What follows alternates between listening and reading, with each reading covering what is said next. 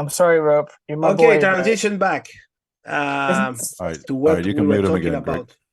To what we were talking about before. Ben, do you see something changing in the whole thing of ours that makes you worried?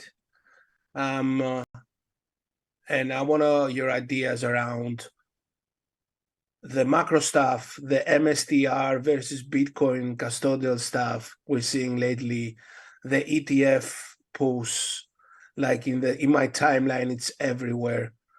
It is a product of the bull market. I understand. Yeah. It's like another kind of version of it, of this cycle.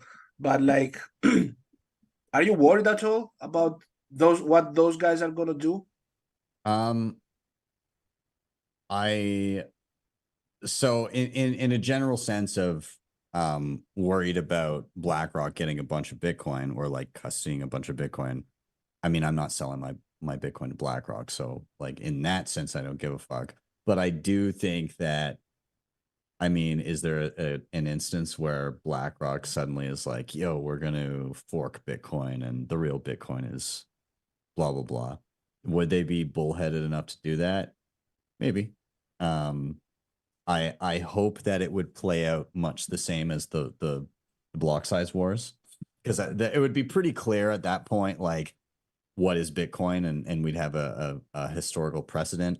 And on top of that, I think there's also geopolitical incentives for other nations to take the opposite side of that, right? Because like if BlackRock says, hey, we're forking Bitcoin, then there's a direct incentive to anybody that's not friendly to the US to be like, actually, our nation thinks the other, like the original Bitcoin is Bitcoin.